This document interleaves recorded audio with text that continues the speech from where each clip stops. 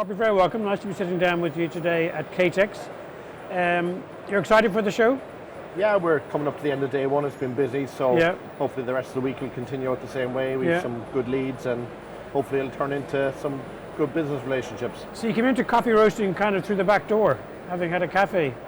Yeah, we're poacher turned gamekeepers, Yes. so we had the cafe, we looked into the coffee and realised very quickly that we could probably do it ourselves, and went to Germany and got trained, went back and did an advanced course. And how did you identify who to train with? So there's not a lot of courses out there. No. And Probat do a course, and the trainer there is very well regarded, so we went and did that. There was 8 of us on the course, and Oh, wow. 3 of us just kind of got it straight away. Luckily, I Okay. was one of those. Yeah. I'm not the brightest guy, so I'm normally slow to pick up things, so the fact that I got it made me feel good. Yeah, and so that love of coffee was always there, and now it's you're having a chance to manifest it and When you live it. when you work in the coffee business, you don't realize how lucky you are. So we go in the morning and we go, what do we have today? There's Yeah. a choice of 20 different coffees Yeah. in there, and it's a great product to work with. And who drives the development of flavors? The green bean merchants would send you an offer list, and there's some indication flavor notes on it. Okay. And then if the 2 of us roasted the same coffee, we'd come out with a different product, and that's one of the beauties of it. Yeah. We were recently at London Coffee Festival, and we picked up the exact same coffee roasted by a UK roaster that we have, and compared the 2 side by side. You could tell the terroir was coming through, Yeah, but it was still evidently different. And do you consider yourself an artisan business now, or have you moved beyond that? We most definitely be artisan. We're still small batch, big flavour is one of our taglines. Yeah. And what does that really mean is that when the roasted coffee is in the cooling tray, that the roaster is standing there and identifying bad beans, defects, and pulling them out. And it's at that level that there's a human eye still overlooking everything that's done in the building. Yeah. And how did you come up with the name Velo as the name for the brand? You wouldn't think it looking at me. The week before I opened the cafe, I would have done 500k on my bike. And if we opened Rob's Cafe or Mary's Cafe, it was just another coffee shop opening, so it was bicycle themed. All of our blends now have a bicycle name, so Tandem, Fixie, BMX. Oh, got it, okay, And then our single origins would obviously relate back to the farms. Yeah. And where do you see, what trends do you see in coffee in the next 3 to 5 years?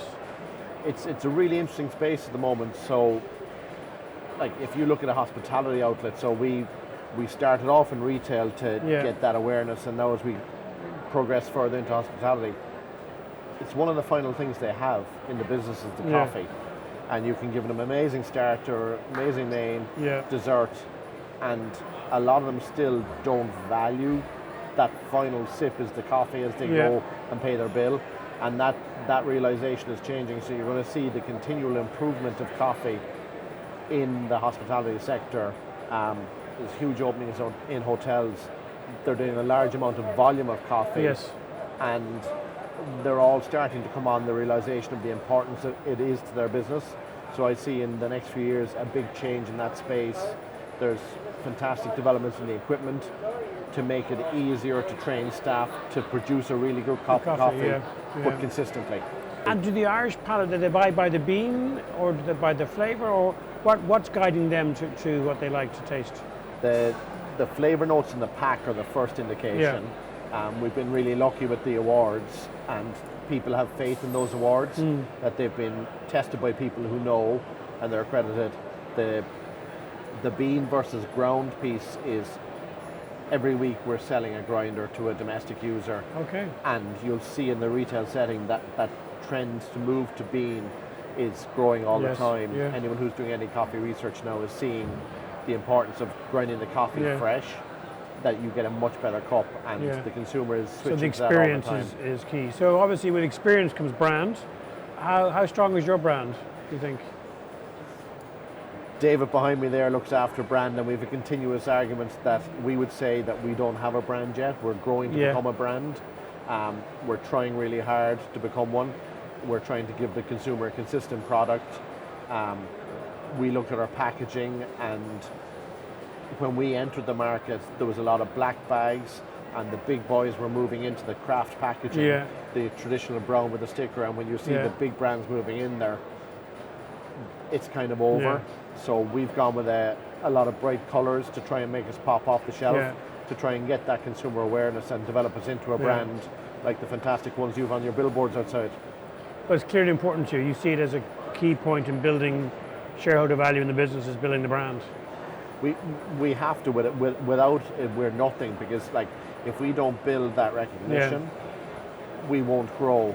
And by having consistently good product in the bag, your reputation will build, and from that I think you'll build a brand. So you're bullish for the sort of specialty coffee market in Ireland?